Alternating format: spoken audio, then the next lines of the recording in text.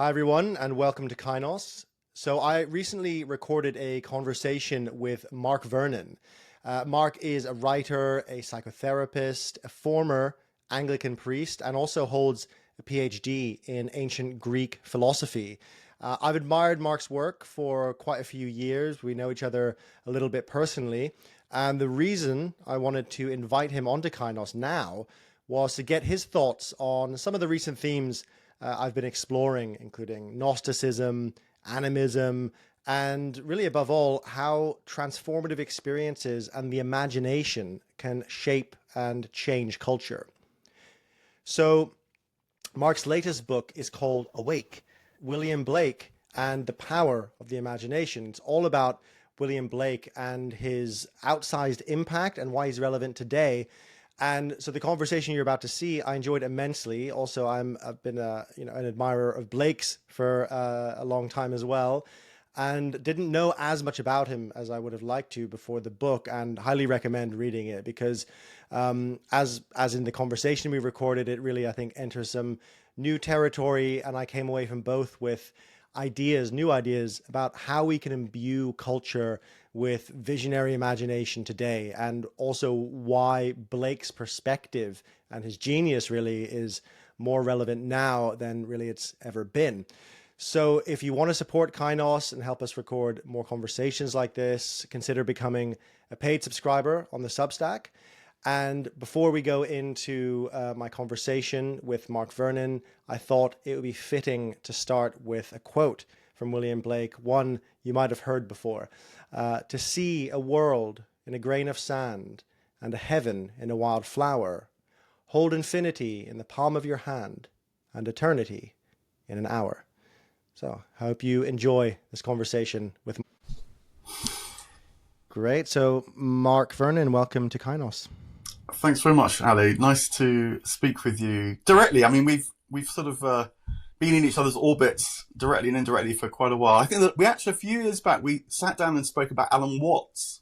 We did. But that was a little while ago now, so it's nice to speak again. Yeah, likewise. And you've been up to lots of wonderful things since then. And most recently, you've published a book on William Blake called Alive.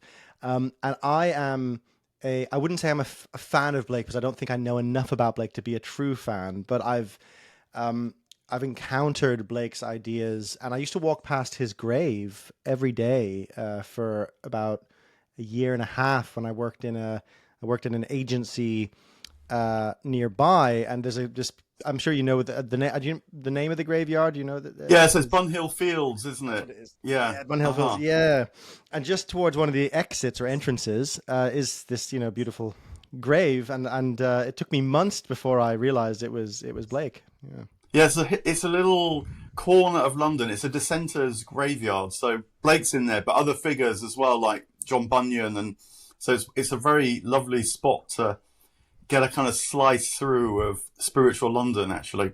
And then there's a new gravestone about maybe 5 years ago that was unveiled to mark the precise spot where Blake was buried, because it was an unmarked grave originally. And it's a very beautiful gravestone with I was very pleased that they had the line on it, I give you the end of a golden string, only wind it into a ball. It will lead you in at heaven's gate built in Jerusalem's wall. Because Blake has sort of spiritual prophet, if you like, I think is the heart of Blake. Whereas he can get taken as like a political revolutionary or a great creative or something, which he was in a way, but you can miss the heart of it. Anyway, but that's the long and the short is do go to Bunhill Fields. Yeah, like you were saying. Oh, I love that. I mean, that leads us very nicely into, I actually have golden string written down in my notes, but this what you just mentioned about Blake being, a prophet, and in the tradition, I suppose, prophecy has a very long and kind of, I would say, specific tradition in the Christian sense, but also, or maybe in the Abrahamic sense. But that's it'd be good to hear you, say a little bit more about that. What led you to that kind of position on Blake, and why is it important that we see him in that way? Yeah, look, thanks for the open question, and I think that's why Blake matters now, because he saw coming from the inside, hence talking about spiritual prophet, the prophet being not the person that predicts the future, but understands what's going on now in depth. And I think that his analysis, therefore, of what was happening 200 years ago when he died, the Georgian period, which set so many of the assumptions that shape our imaginations and our sense of the world now, made much more manifest, that he would say you're only engaged in firefighting if you're trying to grapple with your times in some way, unless you understand the deep currents. And he, I think, has a sharp analysis of the deep currents. And, if you know anything about Blake, you'll know one or two of his phrases, like if the doors of perception were cleansed, everything would appear to man as it is infinite. But he's a very sharp thinker, I think. And one of the things I'm trying to draw out in the book is how he has this analysis, which, because it's often in the form of poems and imagery, is also an antidote. He, as it were, not only illuminates what we're wrestling with now, but in that very act of illumination brings a kind of renewing energy to bear. So I think he's a very significant, player for now. Yeah, I mean, I could rattle on if you want about the specifics of his analysis. I do want to get in. I do want to get into that. Yeah. A thought that's just coming up for me to contextualize that is, it's in the you used a great phrase before we started, the metacrisis penumbra, right? So in the world, which I think we're probably both part of, the world of people who are engaged with let's say the big picture of what's going on, and trying to get to, well, either over or under the causes of a time of great transition and crisis in many different ways. There is a kind of contrast that often appears between the established institutions, and I think Davos is a great example of this, of like, right, we're going to solve these problems by looking at what can be seen and engaging with it in that way. So there's a kind of managerial, like technocratic approach. And then there's another approach, which is more qualitative, which is, yes, you need that, but you also need to understand, as you were just pointing to, these intangible, what Donald Rumsfeld famously called the unknown unknowns, right? This sort of like felt sense of something. And so I think as a way of making sense of what's going on and moving forward, that feels incredibly timely. It comes in the form of art and prophecy and vision very often. Yeah, I mean, it's interesting. The contrast we naturally go to is the more bureaucratic, technocratic kind of approach, and then something that's maybe more to do with the imagination, a kind of felt spirit. And I think that is a fault line that Blake would very much identify with and see as arising in his times and now very widespread in ours. Because what he felt was going wrong was that, for him, the human imagination is the key faculty here, because it's through our imaginations, which incidentally, it's not like something I might have a bit of, you might have a bit of, someone like Blake has a load of. The imagination is much more like the kind of great flow of meaning and spirit and vitality that we're all going through and are relating to, and it's what gives our life its sense of aliveness, in fact. So the question is not, what's gone wrong with the imagination in the sense of it being lost, but how's the imagination being used? And I think what he saw was that with the rise of particularly modern science and Newtonianism, which in the 18th century, when he lived, the figure of Isaac Newton, his presence was absolutely everywhere and was driving society in a very particular way. And so focusing our imaginative capacity in a very particular way. And it is, in a way, the bureaucratic way of seeing things that has now become so manifest. So just to try and be a bit less elusive. So the brilliance of Newton is that he spots that there are simple laws that can describe very, very disparate phenomena. In the myth, the law of gravity both causes an apple to fall and the moon to turn around the earth. And that is not at all self-evident. And Newton sees the symmetry and through an extraordinary process of the imagination, really comes up with the law of gravity, and then the other laws that then give a kind of great power to humanity, because it's the beginnings of mechanization, understanding that, being able to scale it, and so it unleashes a new wave of technological brilliance, which very much marks our time. But this sense of trying to find the order that's described by laws gets spread into other domains of human knowledge. And so the next generation, figures like John Locke, figures like Adam Smith, figures like Jeremy Bentham, and they want to know what are the laws that describe governance, what are the laws that describe morality, what are the laws that describe the mind.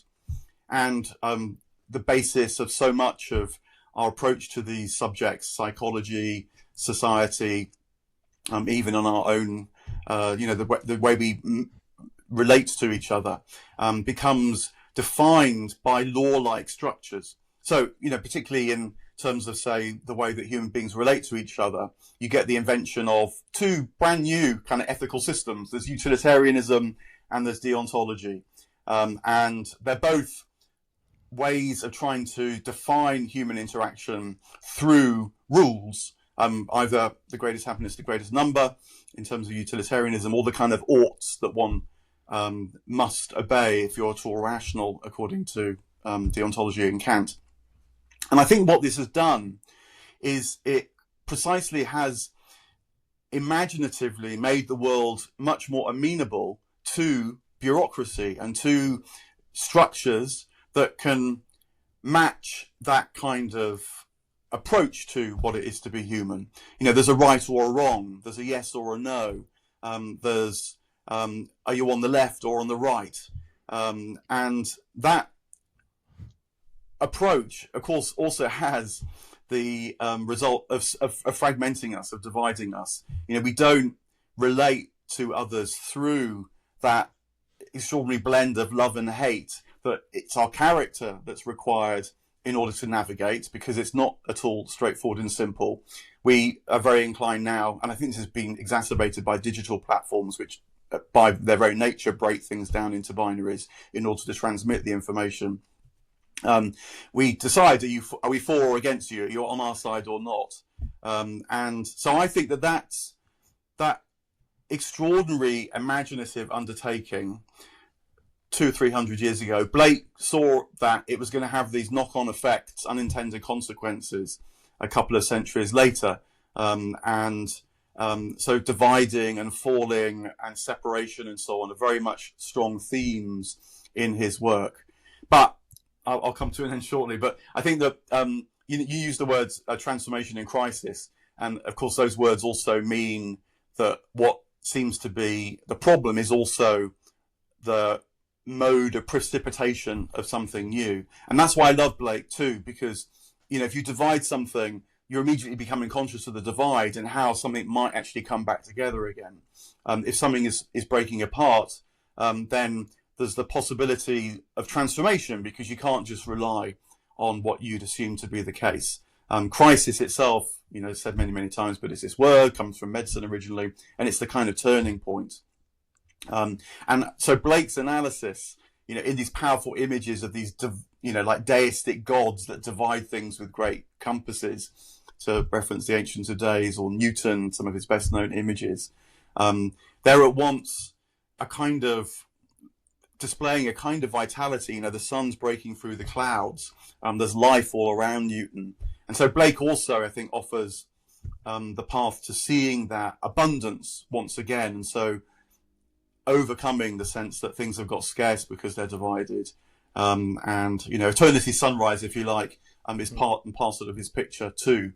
Now, there's maybe more to say about that positive side, but anyway, I think that's how he would understand the modern times.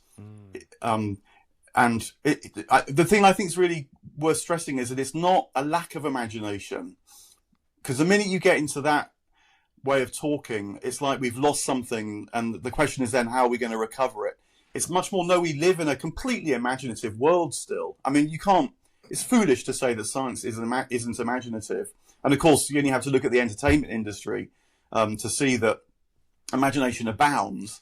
The question is, what is that imagination bringing to us? what kind of life is it leading us towards? And I think that's a much better question to ask, because as well, all the resources are still there. The question is, how are we working with them or not? Yeah, I mean, I agree with that. That's one of the I suppose themes or arguments in my documentary Leviathan, is that it's imagination is the same. It's the same capacity that gave us a Declaration of Universal Human Rights. That's an abstractive It's an imagined way of being that we can aspire to, which is very pro-social. And that there's the disconnect is when as Baudrillard would have put it, when the symbols in the imagination doesn't link back to anything solid or tangible, and it becomes this kind of hyper abstracted, lost kind of. I always have the image of something spinning off into space. This is untethered. But I'm curious about. So I mean, Blake has this, and even if firstly it was fascinating, and as you're describing it, it's amazing to sort of try and cast back a couple of hundred years and imagine what kind of capacity it takes for someone to see the early seeds of something forming and go, oh, I think I know where this is probably going. So how did Blake himself as a person get there? Like, why did he, or, how did he have these kind of visionary insights in the first place? I think it is partly because he was a porous person. He was clairvoyant. It's very well attested, and he himself talks about it quite a lot, that he saw the inside of the world, not just the inside of his own head, very often in the form of angels, the dead. For him to look at a tree is not to see a green thing standing in the way, as he said. It was to see a whole vitality, a kind of living intelligence that was an expression of the divine imagination too. So in some ways, he was the kind of person for whom what was unfolding around him just didn't work. He was never going to fit. Not because he was wrestling with some sort of crisis, but just because the world presented itself very directly to him. Now, he also had a kind of genius creatively. His parents spotted from a very early age and took him out of formal education as a result, for particularly drawing, painting, the engravings that he's become so well known for. But he was writing poetry as well from a very early age. He was a great musician actually as well, although unfortunately no one ever took it down. But he attended the great soirees of George in London, and Mrs. Matthews, particularly one of the great Blue Stocking hosts, she would invite professors of music along, and there were people being sort of amazed at his tunes as much as his words and his imagery.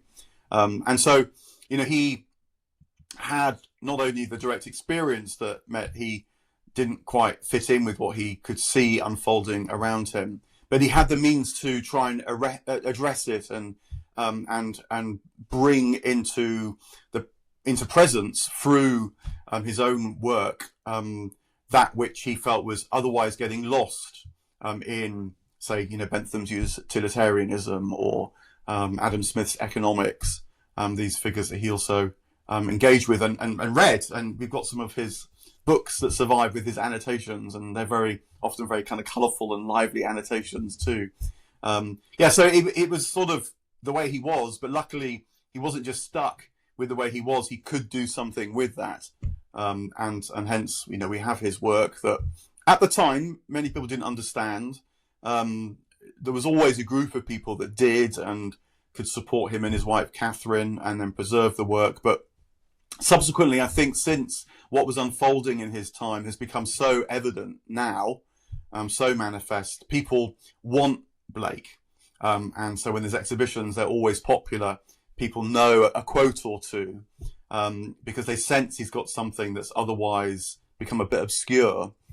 And what we need to do, I think, one way of addressing our times is to try and not just make Blake someone who offers us a tidbit, to see a world in a grain of sand, but does have a golden string that can, reawaken that which has always, I think, been within us, but we can become more conscious of it again and so collaborate with it more again. That's the direction of travel that he offers. Wonderful. I mean, yeah, and it's inspiring me to finish reading Awake, and then also to sort of John Vervaeke talks about embodying the sage as a very important capacity that we've lost of really, embodying Socrates or embodying, for example, Blake. And it feels quite, I feel inspired to deepen my journey into Blake as you're describing that. I want to not quite pivot, but move into what came next and what we're living through, right? Through Jeremy Bentham, because interestingly, and I hadn't thought of this before we spoke, but I studied English literature for my undergraduate in university, and my thesis or my dissertation was on a model I called the panoptic demiurgic model, right? The demiurge, is another word for the god of the dark god in the Gnostic myth. Means like the maker in Greek, I believe, right? And so I read, I was very interested in Foucault's analysis of Jeremy Bentham's idea of the panopticon, which, if people aren't familiar with, is this, it was actually constructed in many places. It's a kind of architectural model where you have a tower in the center and you have cells, or it could be hospital rooms, it could really be anything on the outside. And the people in those rooms never quite know if someone's in the tower watching them, right? So it's this kind of early surveillance culture. And for me, as an undergraduate, and probably still to a degree, it strikes me as part of the same mindset that the Gnostics were talking about and they're trying to point to, which is this very disconnected form of being in the world and seeing the world, which is alienated and disconnected from a deeper ground of relationality. And it seems that Bentham seems very much I would say opposed, but on another spectrum to Blake and Blake's sort of interconnected, alive, human, cosmic view of the world. Would that be accurate, roughly? I think so, because what Bentham felt was that we need a new foundation for knowledge, actually, but for ethics in particular. That's what he's become best known for. And so, because we couldn't trust a kind of divine ground, we couldn't trust a kind of inner moral compass that was guided by what's good, beautiful, and true.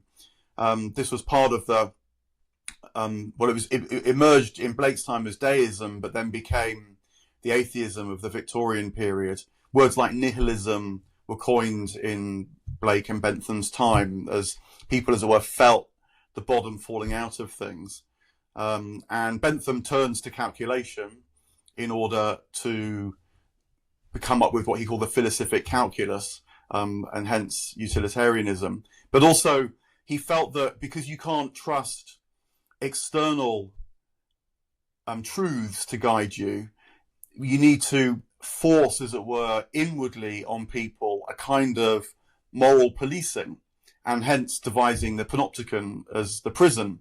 As you say, it's the central tower with all the cells around the outside. So the one person in the middle is looking at all the cells with windows and monitoring. But of course, the one person can't monitor all the people all the time, but the people in the cells don't know when they're being watched. So they're watching themselves the whole time.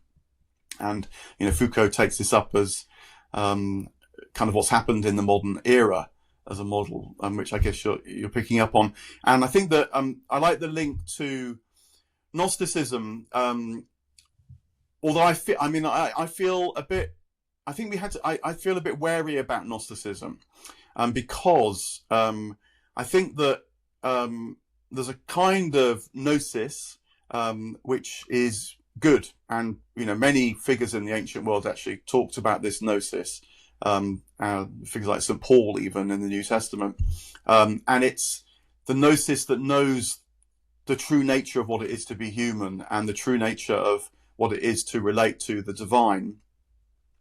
But it also divided over really whether that sense of who you really are, I really am, and the material world really is, can be known in the here and now, or whether the material world around us is kind of fallen. It's in as the ancient Gnostics put it, it's in a world of death and decay.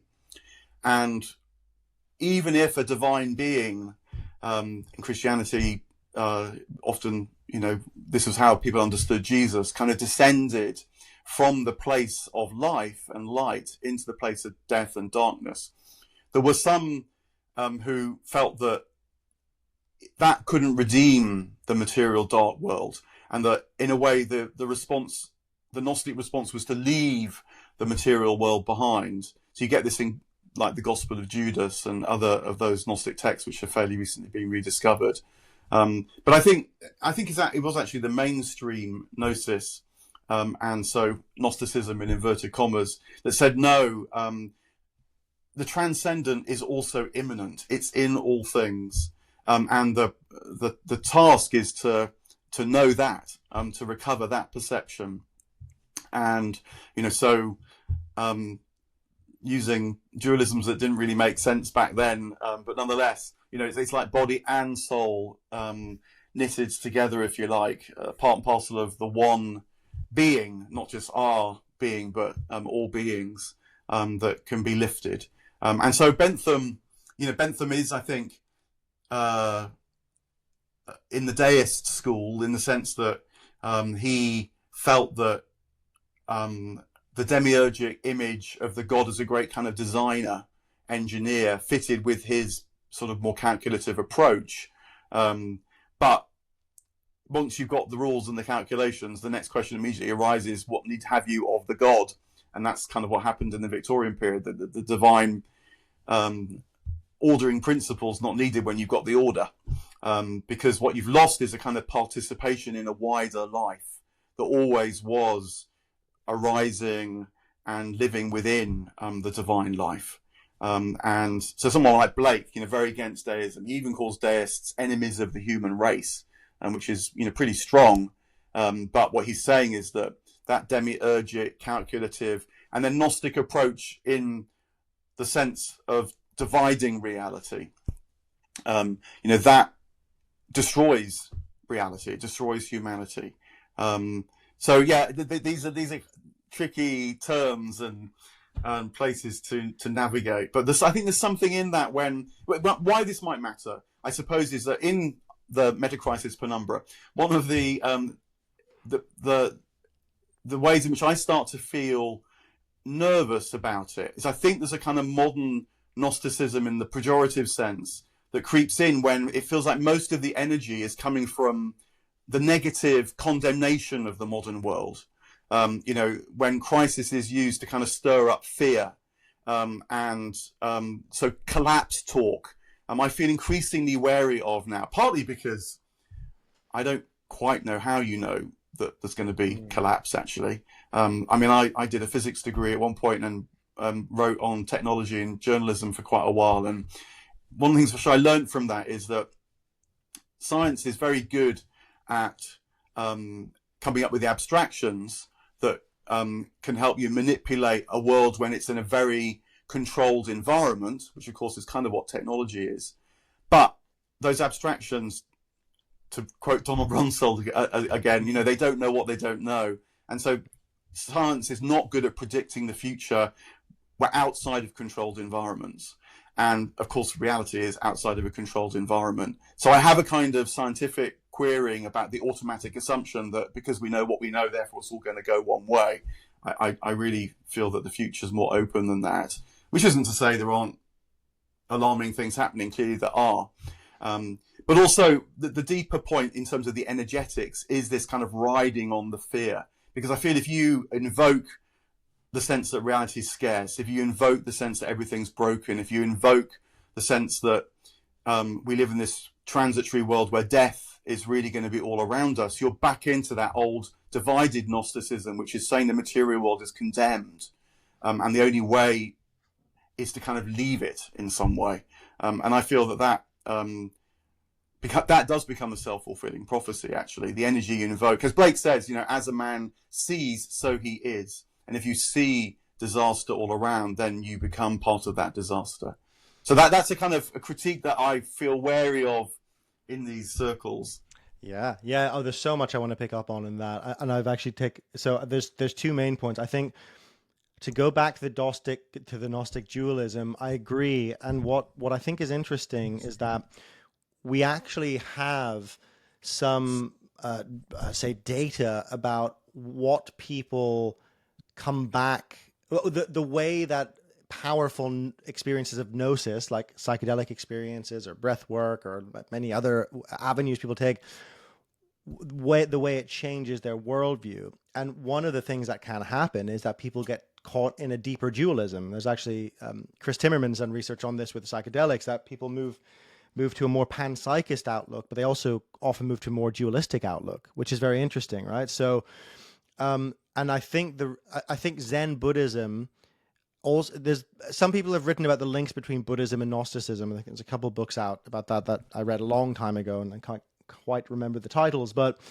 what's interesting is that you get this sense of Maya, you get the sense of like we're in a world of effectively delusion, and the way to free ourselves is to see through that delusion. Generally, Buddhism does tend to go to a more non-dualist perspective, but Zen was always quite critical of mainstream Buddhism. You know, Zen were the kind of renegade. We've got the real deal here. You don't need any frills. We just, you know, we've got the answer.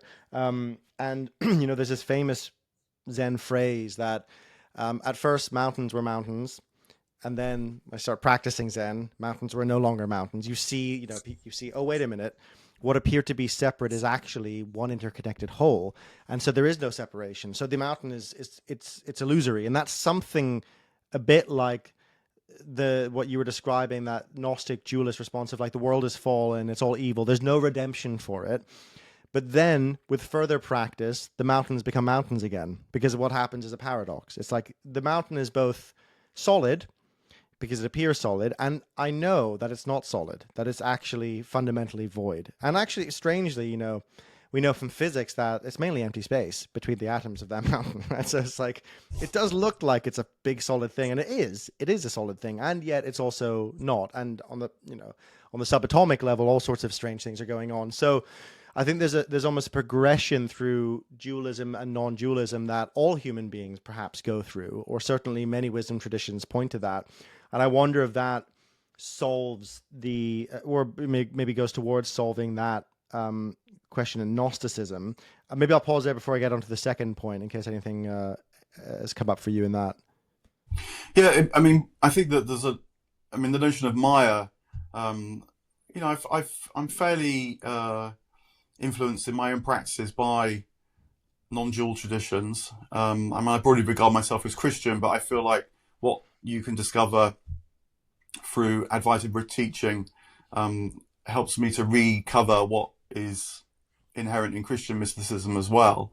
But there is a debate about notions like Maya, and you know, whether Maya is anything that you see that is myriad is a false sight, or whether the myriad actually, we would say now, have a fractal quality and are as many reflections, you might say, of the one. And so the one is seen in all things rather than all things having to go in order for the one to be known. And Blake would certainly be in the camp that believes in the fractal nature of reality. You know, I've already said, to see a world in a grain of sand and heaven in a wild flower. For him, the minute particulars are precisely where the eternal, the all, as he calls it as well, the infinite, is found. And I think that there's a lot going on in these shifts, taking it slightly differently from what you were saying. But I think that one of the things which we are wrestling with now is a new kind of freedom that's very much located in the individual person. I think that is one of the great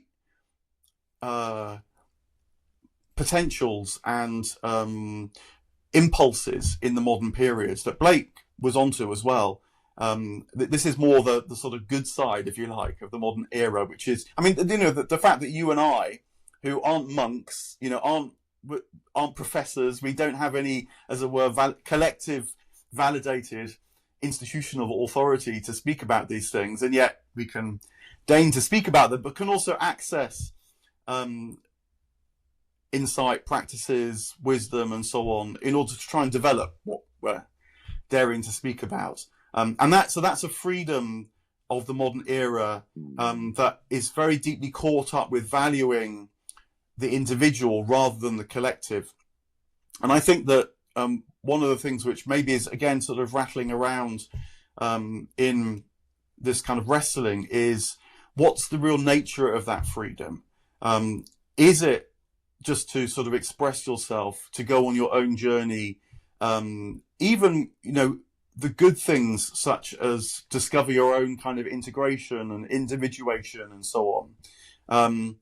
Or is it actually a freedom after that, perhaps? And maybe this does connect to what you were saying there now. I'm thinking about it. That actually, strangely, we discover our true freedom when we realize that our own separate self, which the modern world rightly values, can give way to a wider notion of self that is both and sort of who we are and who we can forget that we are in our modern engagement with this freedom and this individuality. There's an image which I always really found helpful, that actually in the Divine Comedy, in Dante's Divine Comedy, which I have argued actually is Dante was writing for now. It's not like the culmination of the medieval vision, but it's precisely Dante realizing that something profoundly was shifting. And partly it was this sense that the individual now has a kind of gift of freedom. I mean, Dante writes the Divine Comedy in the vernacular. He's not a monk, so he's a manifestation of that. And in Paradise, in the heaven of Jupiter, Dante starts to realize that he can no longer tell whether the souls around him are saying I or we. The collective and the individual, the singular as it were, are becoming part and parcel of the same thing. And it's not like he hears a kind of mush that's neither I nor we. He hears both I and we, but they seem to be more and more together. And then he sees this great vision of an eagle, actually, made up of as many souls. But he says it's a bit like the instruments in an orchestra. Because they were fully expressed as who they were as souls, like the instrument in an orchestra needs to be fully expressed as who it is as an individual instrument. It was part of the whole. It was part of the harmony, and so collective. And so there's a wonderful sort of vision here about how the individual doesn't need to be lost to the collective, and neither does the individual need to, as it were, resist the collective, but by becoming who we really are, we become part of this unified vision again. And that's a long way of trying to say that I think that what's happening now is calling us to a new realization of these things. And so debates about Maya, debates about dualism and so on, in a way, they're the fora in which we wrestle with these things, which are emerging but aren't yet fully known, perhaps. Yes, I mean, yes, absolutely. It's really interesting because this is a conversation, or a version of this conversation, is something I had with my mentor and friend Trish Blaine, who's actually has a piece coming out on Kainos, but probably very close to when this goes out. And she has this lovely phrase, the other person problem, that so much of spiritual, what's going on right now, and and spirituality in general is about this, like, how do I be me and get what I need, while others, can also be them and get what they need. And because of a very dualistic, let's say, black and white zero-sum approach that society tends to take, or at least Western society right now tends to take to that question, the paradox that you're describing, where it can be both and, is often lost or feels almost impossible to even describe. It's a paradox. It's like, no, how can I be me and also part of the collective? The American psyche, I always think, has this real fear and tension within it around that. It's just like, no, I don't want to be subsumed. And yet now, of course, if you reject it long enough, it's exactly what you end up creating. You end up creating a kind of new monarchy, in a sense. And so can I just leap in and correct myself slightly, because I realise I use this word collective, and actually I think it's not the best word. It's a kind of attempt to reach some kind of new awareness. But I think a better word guiding is actually maybe universal. And it's a bit like the general too is an attempt to express something that's universal, but it's not actually the universal because it's an abstraction from things. Whereas I think that, I mean, an analogy would be, and of course the novel is a modern phenomenon, but the greatest novels are when the characters are so well defined, so particular, that they become universal characters. They become kind of timeless, even in their timed existence. And so maybe that's just a better way of putting it, actually. I like that. You take the point. Yeah. Yeah. And I mean, also, the word collective, as you were describing it just there, or finding a new word, there's something for me in the word collective which has a shared direction that, like a farming collective, everyone's working together to do a particular thing. And I think that might be one of the aspects of the fallacy in the way we understand it today, is that, this is what I was talking to Trish about, like, not everyone has to be the same. That was her take. That there's something around sameness has been confused with wholeness, and those are not the same thing. In fact, if you were to use the orchestra example, if the violin was trying to be like the saxophone, it would be a very weird orchestra, right? Everything's trying to be the same sound. That's simply not how the instruments work, and that would get rid of harmony, and that would get rid of anything interesting. And so I think there's certainly something in that. The other point I wanted to pick up on, so we don't lose it, is what you said about crisis, and this certainty around, meta crisis. I agree with you. I've never felt I've never had the sort of collapse heebie-jeebies in the way that I sometimes see in these conversations. And where I go, I tend to think quite sociologically and psychologically, I suppose. But I often think, what function does it play? Like, what function does it play unconsciously for us to feel that everything is going to end? Because it's not the first time we felt that. It continuously comes up in human societies, and I think it probably plays. It probably plays many functions, but that's usually what I think. I think, okay, interesting, because I come from the same position as you, where I'm like, we don't know. We have absolutely no idea. Aliens could come tomorrow and unify all of us with, hey, don't worry, guys. It's probably unlikely, but there's just too many variables. And so when there's that many variables, any kind of certainty, and I often find that in the world of systems thinking and meta crisis, that certainty often comes through the form of, say, game theory and calculation. And it's very Silicon Valley, that kind of perspective. It's the same idea that I think it leads, billionaires to decide they simply have to colonize Mars. There's no other option. This is all over. We're going to colonize Mars. That's the kind of hyper abstraction and disconnection that I think is so damaging. And so I definitely think there's something, again, back to Blake, I think there's something to inject into the contemporary conversation about these issues, which helps remind us that we cannot see everything by calculating our way through, and that there is a much deeper, unity, perhaps, or universalism at the core of things. Yeah, I mean, as a little anecdote and aside, another quite early learning in these matters for me was I actually did a physics degree as my undergraduate degree, and I think many other disciplines have what is sometimes called physics envy, imagining that physics is this precise, what it's called a hard science, is this precise science that's really got a handle on the nature of things. And so, the human sciences kind of want to be a bit like physics. But the qualifier here is that my tutor, a chap called Carlos Frank, who's a cosmologist and sometimes appears on programs on the telly and things, his life's work has been working on dark matter, this inference that there's a whole kind of category of matter and energy that must exist. And when I was an undergraduate, which was a few years ago now, he had a poster outside his office saying, "Dark matter, does it exist?" And I keep in touch with him and go and see him every so often. And he's still got the same poster outside his door, "Dark matter, does it exist?" Because he still doesn't know. And so, and then the other nice twist to that is he's actually Mexican. And he said he first of all got into physics because his background was very sort of unsure, poverty threatened and so on. He said, I need to work in a domain where there's some security. And of course, physics didn't deliver that either. So I think these things are worth remembering, actually. Yeah. Yeah, but it makes me think about the.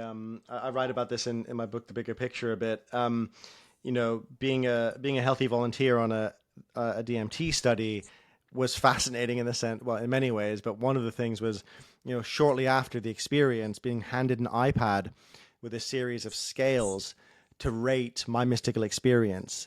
From 0 to 10, how much do you feel you became one with everything? From 0 to 10, and so I kind of realized, oh, wait, so the data that's driving this psychedelic renaissance, well, one aspect of it is EEG scans that you don't understand what the correlates are to consciousness, right? So you have some physical data, which is useful, and then you have questionnaires, which are qualitative, which are a documentation of a qualitative experience that they then collate and make statistics out of. Now, I don't think that's not valuable. I think there is value to that. But to think that that data points to the thing itself is a many layers of abstraction, which I think when people think about it, they kind of realize. But when someone reads in The Guardian about a psychedelic study showing that this heals depression, it's like there's so many layers of complexity under, healing depression, for example, or giving people insight, whatever it might be. So that whole edifice, which is, very valuable, it holds a level of legitimacy in the culture that it's complex, I guess, because, when that legitimacy gets challenged too much, we get a lot of pseudoscience, but frankly, we get a lot of confusion, we get a lot of crap. When it's overvalued, we also get a lot of false certainty and its own form of pseudoscience. So there's something of, I don't know, putting it in right relationship in terms of knowledge gathering that feels important right now. Yeah, I'm glad to hear you say this. I've listened to you talking about matter psychedelic, and you've been part of these research groups and so on. And I mean, I work as a psychotherapist as well as writing. I work in private practice now, but I did work in a psychiatric hospital for a few years. And again, we had to gather whatever data we could. And often when the government said they were throwing money into mental health, it really meant another system was going to be installed, which meant gathering more data, because it takes several years to train staff, but only a year to install the system. So, again, the bureaucracy much prefers the installation of the system. But anyway, apropos what you were just saying there, it became very evident to me that you can ask the same question to two or more different people, which of course you were doing when you were seeing a number of people in the course of a day, and they would respond very, very differently to it. Some would speak from their own experience, and though some people have a great tolerance for suffering and so would score much more low than people who didn't. Some people would want to please you as a therapist, and so you felt they were overrating because they didn't want to feel that they were criticizing you, and then you would game the system. So you knew what sort of treatment someone needed, and so when you were yourself feeding into the system and answering the questions from the therapist's point of view on the system, you would give the answer that you knew you would lead to. This is a categorization of a personality disorder, say, or of an anxious depression or whatever. Now, put like that, it sounds like it's all worthless. It's kind of not, in a funny sort of way, because the system, although the system didn't really know this, the human way of using the system was actually part of what was going on. And so as long as the therapist, had the more intuitive sense of things, probably on the whole, that combination sort of worked. And then also, whilst there's an absolute metric, it was no use. In terms of charting change, say, it at least gave you some sort of indicator that some kind of change was going on, and broadly speaking, was it sort of up or down? Not much more than that, but as long as you don't lose, maybe this is what you're saying, as long as you don't lose the personal in the midst of it all, and the personal, even if it's not quite intended this way, can use these data collection metrics as tools, that really the person is still kind of in charge of, if you like. I think that there is worth in it, but you're absolutely right. It's not how it's reported. It's reported as if it's this hard and fast. 30% of people found an improvement, so okay, bingo, let's do it. Yeah. Yeah, I really like the way you just phrased that, because I'm working on a piece about bureaucracy, which I really hope isn't the most boring piece I've ever written, but we'll see. Fingers crossed. But part of what I've been interested in is, we see this kind of technocratic, bureaucratic world we live in, Bentham's world in a sense, as this very often, like I think of Kafka, it's this monolithic force that presses in on the individual or societies and is inescapable. And I think the reality is more complex, as you were describing. We use bureaucratic systems, and we use for our own ends as well, and they become a very dynamic, very complex interplay between the human and the system. And I think that's really that I don't quite know yet, because I haven't sat down to properly write it, but I feel like there's something very relevant in that for systems change, and actually impacting systems. When people are working in local government and they feel like, oh God, how could everything just feels so stuck and there's no way I could really impact this. I do wonder whether there's a new view that could go, actually, no, you have a lot more power than you might think. It's just about understanding this particular system and its leverage points. So in our last few minutes, it would be good to just hear from you. Anything else you want to bring up, really? I always like to end like that. So anything you feel is worth touching on, and Blake, or anything else we discussed that you'd like to leave people with? Well, maybe to sort of complete Blake's picture of things, we talked a little bit about his critique, and I hope even in the critique, kind of feel the energy to follow to for revival, for realization, for a kind of renaissance of being.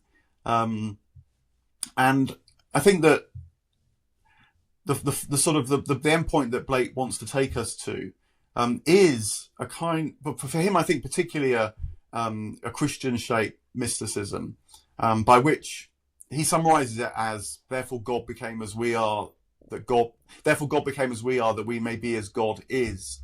And this is a sort of statement that you find actually throughout the Christian tradition until the modern periods, where people feel a bit more nervous about it after the Reformation.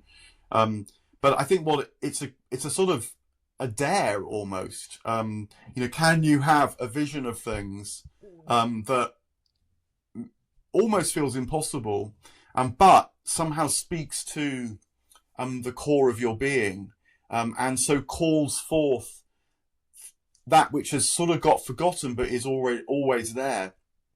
And I think that figures like Carl Jung were onto this a bit. I mean, Carl Jung sometimes said that we live in the age of interiorization, where external things have fallen a bit dead to us. They don't speak to us of the life of things anymore.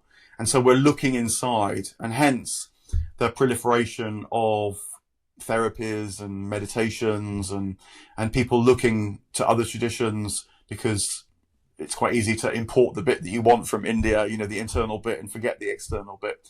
But nonetheless, I think that where we're getting to now is, as it were, we've done quite a lot of personal work, you might say, and it's got us quite a long way, and certainly has made us aware of the complexity of things. But we need now to connect with what another very important figure to me, Owen Barfield, called the inside of the whole world.